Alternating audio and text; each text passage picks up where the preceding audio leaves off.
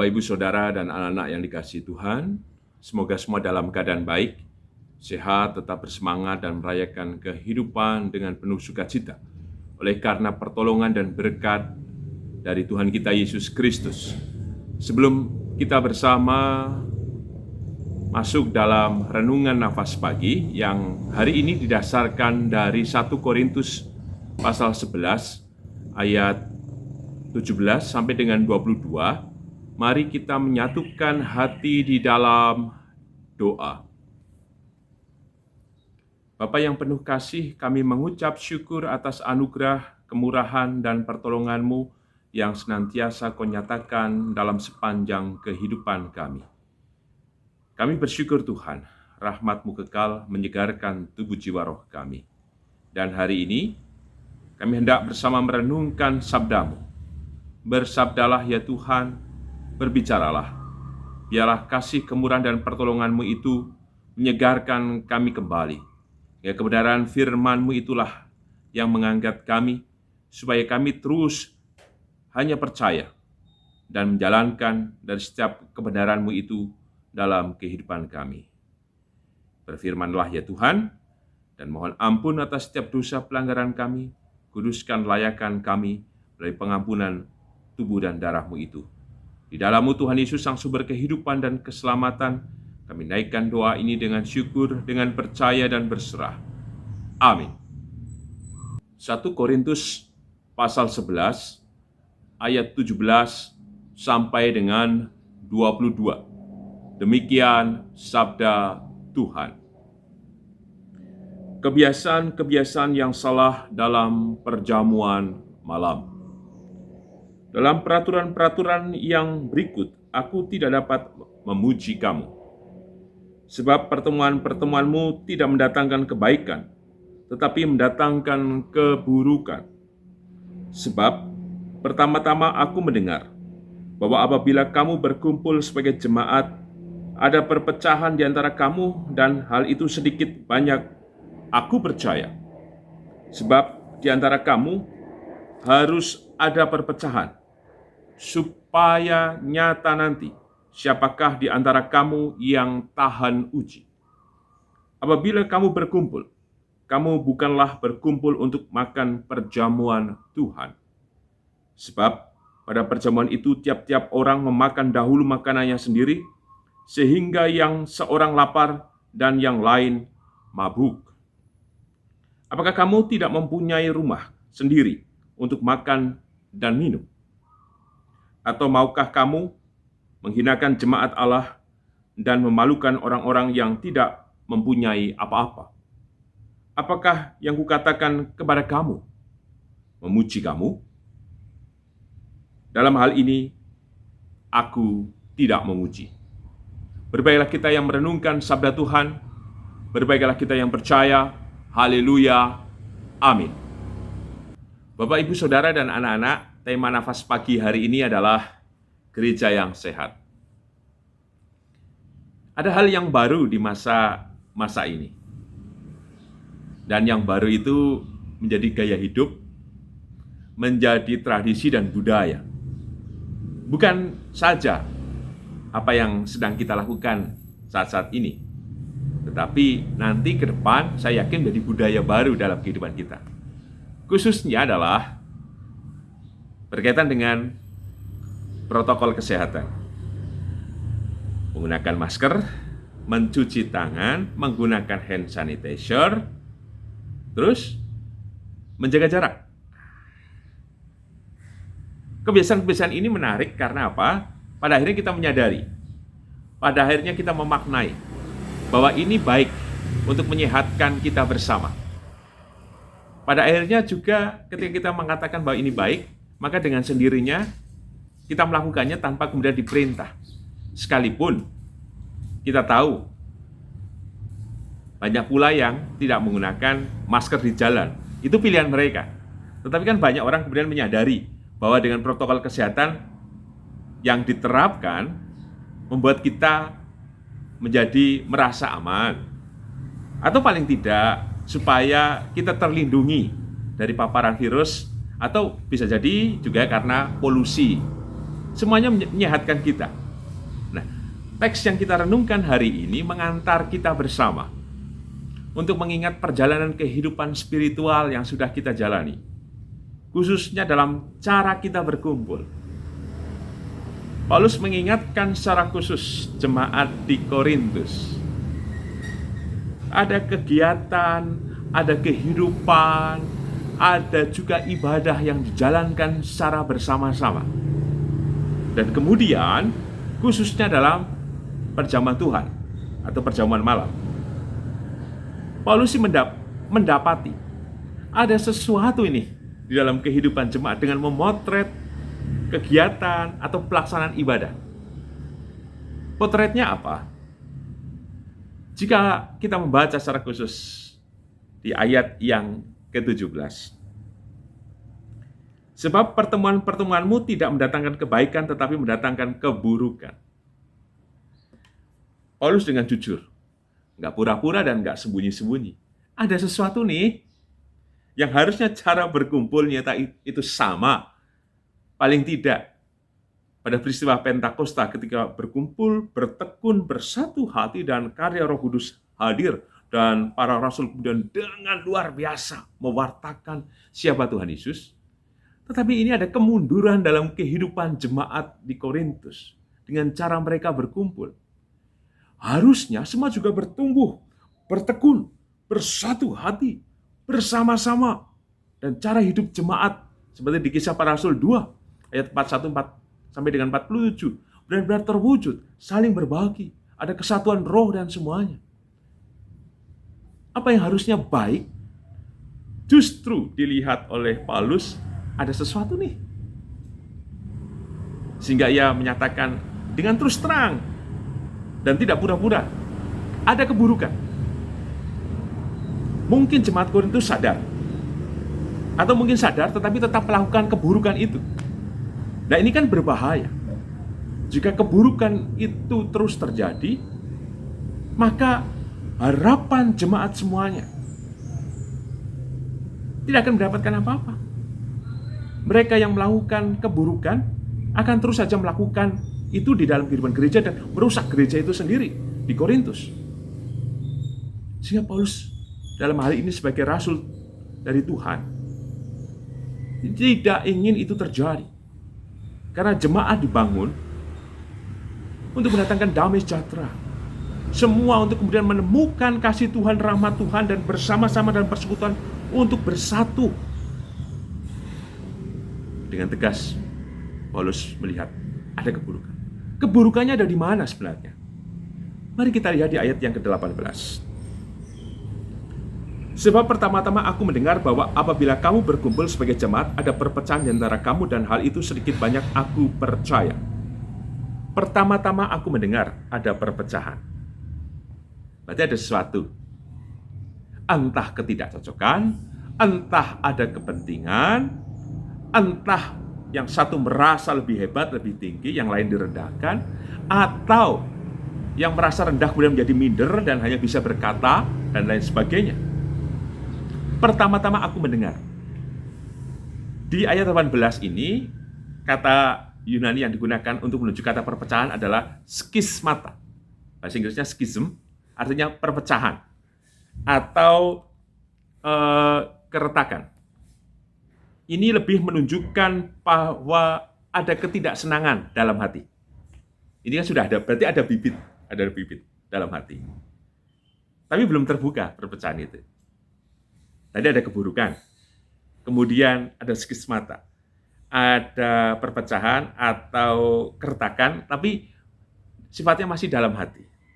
Paulus memotret itu. Tetapi yang kedua, menarik.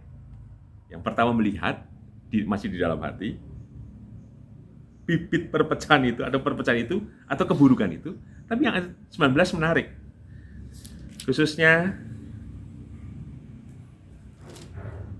sebab di antara kamu harus ada perpecahan, supaya nyata nanti siapakah di antara kamu yang tahan uji. Kata yang digunakan menarik ini. Berbeda. Kata Yunaninya adalah hereses, atau heresi, bidat, atau sekte. Kata ini menunjukkan sudah ada konflik yang terbuka, perpecahan yang hebat, atau permusuhan yang ceto lelo-lelo. Artinya apa? Terlihat, terasa. Maka Paulus mengatakan, ini yang pertama memang masih dalam hati. Tapi yang kedua, ini bisa perang terbuka, perpecahan yang terbuka. Itu mendatangkan keburukan, bukan kebaikan. Tapi kemudian menarik ketika sepertinya Tuhan mengizinkan. Apakah Tuhan merestui ada perpecahan? Ya, sesungguhnya tidak. Kan semua harusnya damai sejahtera dalam persekutuan yang indah dan persekutuan yang manis.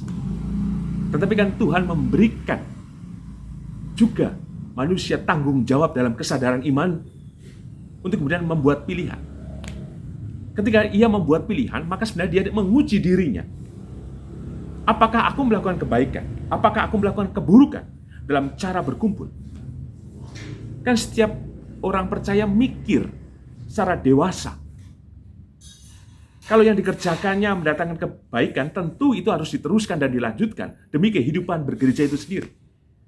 Tapi kalau kemudian dia sadar bahwa itu mendatangkan keburukan, maka dia harus tahan. Dan ini bisa menimbulkan perpecahan yang hebat. Harusnya kan sejauh itu yang dimaksudkan oleh Paulus sebenarnya. Maka menarik pula di ayat berikutnya. Apa sumber perpecahan? Salah satunya di ayat 20. Apabila kamu berkumpul, kamu bukanlah berkumpul untuk makan perjamuan Tuhan. Artinya ada sesuatu dalam praktek kehidupan jemaat itu sendiri yang tidak sesuai dengan apa yang seharusnya dilakukan dalam kebiasaan hidup sebagai orang percaya. Khususnya dalam perjamuan Tuhan, atau perjamuan malam, atau perjamuan kudus. Dalam perjamuan kudus, disertakan juga ada perjamuan kasih. Ada yang menafsirkan baik itu sebelum ibadah dilaksanakan atau setelah. Nah, perjamuan kasih ini di mana setiap orang seperti di ayat yang ke-21, sebab pada perjamuan itu tiap-tiap orang memakan dahulu makanannya sendiri, sehingga yang seorang lapar, yang lain mabuk. Artinya apa? Bahwa ada sesuatu yang baik sesungguhnya. Ya persis kalau kita dalam ibadah-ibadah, biasanya ada perjamuan kasih setelah ibadah. Kita makan biasanya bersama-sama, entah snack atau makanan pagi dan lain sebagainya. Seperti itu gambarannya. Nah, tapi ini menarik. Ketika perjamuan kudus hendak atau setelah dilakukan, jemaat sebelumnya, karena ini momentum berkumpul, sehingga ada yang membawa makanan masing-masing dari rumah, dan kemudian untuk dinikmati bersama. Sebenarnya baik, awalnya ada sharing berkat sebenarnya. Tetapi apa yang terjadi? Justru dalam suasana berkumpul itu, yang disebut dengan perjamuan kasih, kasihnya tidak dinyatakan. Dan itu yang terjadi. Justru semakin membuat gap antara si kaya dan si miskin, yang punya dan tidak punya. Buktinya apa? Mari kita lihat. Sehingga yang seorang lapar dan yang lain mabuk. Ini kan ada gapnya, ada jenjangnya, ada keterpisahan, ada jarak. Tadi saya mengatakan, yang satu karena bawanya banyak, dan mungkin macam-macam termasuk disebut mabuk. Yang satu lapar, artinya dia tidak bisa makan, berarti tidak ada suasana berbagi. Yang serakah ya tetap serakah, yang rakus ya tetap rakus. Tekku ya tekku, tekmu ya tekmu, punyamu ya punyamu, punyaku ya punyaku. Wah, ini kan berbahaya. Menimbulkan kecemburuan dan merusak. Berkumpulnya justru tidak mendatangkan kebaikan, tetapi keburukan. Mungkin yang bawa makanan yang wah-wah gitu ya, yang mewah, wah makannya di depan orang sambil jalan-jalan. Sementara mungkin yang hanya cuman bekalnya membawa sedikit, mungkin dia akan sembunyi-sembunyi. Ini yang terjadi. Ini bisa merusakkan. Sehingga kita lihat kembali di ayat yang ke-22. Apakah kamu tidak mempunyai rumah sendiri untuk makan dan minum? Ataukah maukah kamu menghinakan jemaat Allah dan memalukan orang-orang yang tidak mempunyai apa-apa? Kalau hanya soal makan, tidak usah dibawa, tidak usah dipamerkan ke rumah. Kalau hanya tujuannya cuma bahwa seperti memindahkan saja meja makan dalam kehidupan gereja, tidak perlulah. Kalau niatmu hanya sekedar itu saja, tidak usah. Maka Paulus mengatakan, apa engkau tidak bisa makan di rumahmu sendiri? Kalau hanya sekedar pamer saja. Apakah engkau sedang memalukan atau mempermalukan jemaat itu? Sehingga mempertontonkan kepada orang banyak, ini loh, komunitas orang Kristen, yang satu kaya, yang satu miskin, yang satu bisa makan, yang satu lapar. Gitu. Paulus mengingatkan, inilah tradisi, kebiasaan yang buruk dalam kehidupan jemaat di Korintus. Kebiasaan yang sesungguhnya dibawa dari keyakinan mereka dahulu, di mana ibadah dan pesta itu dicampur adukan. Paulus mengingatkan itu, bahwa cara berkumpulmu harusnya mendatangkan kebaikan. Jika engkau melakukan perjamuan kasih, maka lakukanlah itu dengan baik seperti cara hidup jemaat yang pertama. Paling tidak, berbagi, kemudian saling menerima, tidak ada yang lapar atau tidak ada yang berkekurangan. Semua menyatu, semua bersama-sama. Untuk itu, pesan apa yang kita terima? Pesan yang pertama, tema gereja yang sehat adalah panggilan bagi kita semuanya. Ada kebiasaan-kebiasaan baru pula dalam kehidupan bergereja dalam masa pandemi ini. Semuanya seperti memurnikan kita kembali. Kebiasaan-kebiasaan yang dulu kita lakukan tiba-tiba berhenti. Penyelenggaraan ibadah juga dengan cara yang berbeda.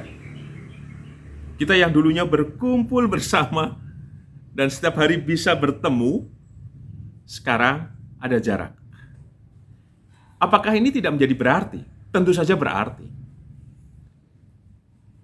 Berartinya di mana? Inilah bagian dari cara Tuhan juga. Memurnikan kembali kehidupan bergereja. Tentu kita sadar bahwa ada hal yang salah, ada yang keliru. Justru tidak mendatangkan kebaikan tetapi keburukan. Dan sebenarnya kita sadar akan itu, tetapi banyak juga yang terus melakukannya. Justru dalam momentum masa pandemi ini, gereja disegarkan kembali, ditata ulang, dan ditumbuhkan untuk memiliki spiritualitas kehidupan bersama, di mana bukan perpecahan, bukan kemudian menyimpan dalam hati kebencian dan lain sebagainya, bukan memamerkan dan bertanding supaya bisa dihormati dengan segala kepentingan yang dimiliki, tidak. Tetapi senyata-nyata harus hadir bersama-sama mengikatkan diri dalam cara berkumpul yang benar, yang mendatangkan kebaikan bagi kita bersama. Sehingga orientasinya bukan diri, orientasinya mendatangkan kebaikan itu sendiri, di dalam rahmat, di dalam berkat dan kasih Tuhan. Untuk itu, mari kita bersama wujudkan gereja yang sehat. Dalam masa pandemi ini, kita belajar semuanya. Kita direm. Dulunya yang sering ke gereja, mungkin kita sering ke gereja tidak mendapatkan apa-apa. Karena banyak aktivitas yang kita lakukan. Sampai-sampai mungkin kita tidak mengenal Tuhan. Dalam segala aktivitas mungkin saja kita meninggalkan tanggung jawab kita. Tanggung jawab pekerjaan, bahkan dalam kehidupan rumah tangga bisa jadi. Atau mungkin kita meninggalkan tanggung jawab sosial ketika merasa aktif di gereja, sehingga kita meninggalkan relasi kita dengan saudara, sahabat, termasuk dalam kehidupan bermasyarakat, dan kita membenarkan diri, aku sedang melayani Tuhan. Inilah cara berkumpul yang kemudian disegarkan kembali oleh Tuhan, supaya kehidupan bergereja disehatkan. Bukan di masa pandemi ini, banyak gereja yang baik-baik saja. Perpecahan, konflik, menjadi tenang, adem, tenang. Maka gereja yang sehat harus kita wujudkan dengan cara memperbaharui cara berkumpul kita. Yang kedua, Ini juga menarik untuk kita bersama. Tidak hanya berbicara pada gereja dalam institusi yang seperti kita gambarkan, tapi gereja berbalik pada diri kita sendiri. Bagaimana cara kita berkumpul? Secara pribadi, dengan pasangan hidup kita, dengan suami, dengan istri, dengan anak-anak, dengan mertua, dengan orang tua, dan semuanya. Jangan-jangan yang kita rasakan bukan kebaikan, tetapi keburukan. Perpecahan itu mungkin disimpan terus, atau sudah terbuka. Mari kita kembali. Mari kita kembali. Kalau teks ini berbicara tentang perjamuan malam atau perjamuan Tuhan, bukankah Tuhan mengikatkan semua kita yang lemah, yang tidak sempurna, yang lapar, yang haus, yang punya, yang memiliki ini dan itu, yang berdosa, dan semuanya dimasukkan dalam kuasa tubuh dan darah Kristus yang menyelamatkan. Maka kiranya kita pun mewujudkan dalam kehidupan kita secara pribadi dan kehidupan rumah tangga kita, mewujudkan gereja yang sehat juga hadir atas kehidupan keluarga kita masing-masing. Kita kenali, jangan malu-malu. Tadi Paulus mengatakan, dia percaya, pertama-tama ketika mendengar ada perpecahan. Maka, dengan mengenali, yakinlah, kita akan bisa melawan dan menahan, bahkan membebaskan diri dari keburukan-keburukan yang terjadi dalam kehidupan kita atau dalam kehidupan keluarga kita. Sehingga kebaikan itu mendatangkan berkat dan menyehatkan gereja kita, diri kita, dan keluarga kita. Sebagai penutup, mari kita perhatikan kembali cara berkumpul kita. Secara khusus dalam komunitas bergereja. Kita tahu dan sadar kok apa yang kita lakukan di gereja. Kalau itu mendatangkan keburukan, lawanlah diri kita.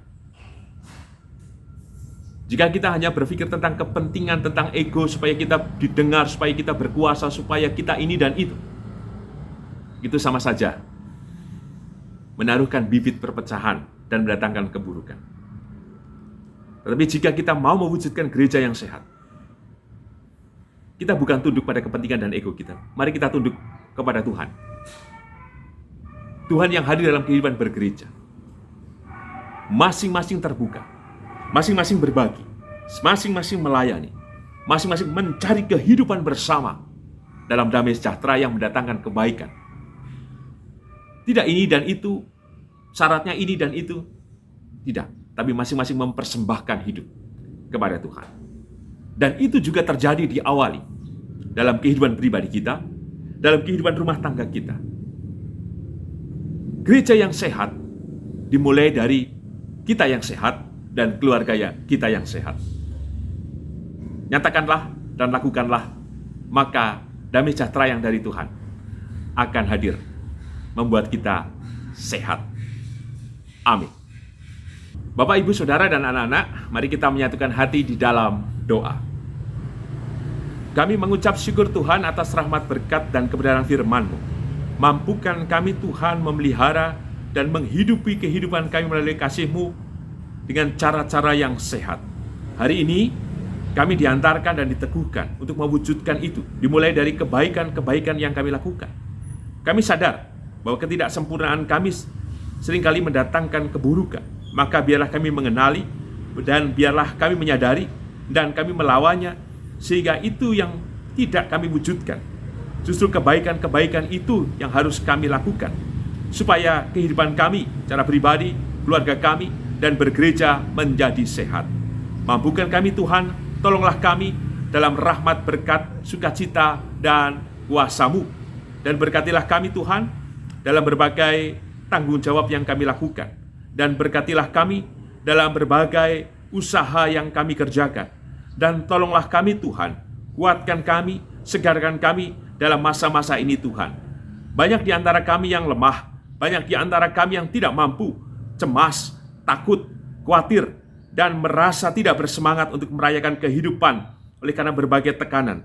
Tolonglah Tuhan, tolonglah biarlah kasih, kemurahan, dan sukacita dari-Mu terjadi atas kami. Berkati kehidupan bergereja. Kami yakin Tuhan, Engkau menolong kami, supaya persekutuan di antara kami semakin nyata dan manis, sehingga ketika kami berkumpul, kami masing-masing mempersembahkan kebaikan itu sendiri, dengan merasakan terlebih dahulu kasih-Mu yang menyelamatkan kami, dan kami wujudkan dalam kehidupan kami dengan sesama, dengan yang lain Tuhan. Tolonglah kami, dan berkatilah kami masing-masing Tuhan. Berkatilah bangsa dan negara kami. Kami yakin kasih setia dan cinta-Mu Tuhan yang memampukan bangsa negara kami untuk terus tumbuh, berkembang, sekalipun dalam masa pandemi ini. Dan tolonglah dari setiap usaha yang dilakukan oleh pemerintah Tuhan untuk melawan COVID-19. Kami percaya pandemi akan berlalu. Kami yakin pandemi akan berakhir. Dan di dalam-Mu ya Tuhan Yesus, Sang sumber kehidupan dan keselamatan, kami naikkan doa ini dengan syukur, dengan percaya dan berserah. Amin. Tuhan Yesus memberkati Bapak, Ibu, Saudara, dan anak-anak kini dan selamanya. Amin.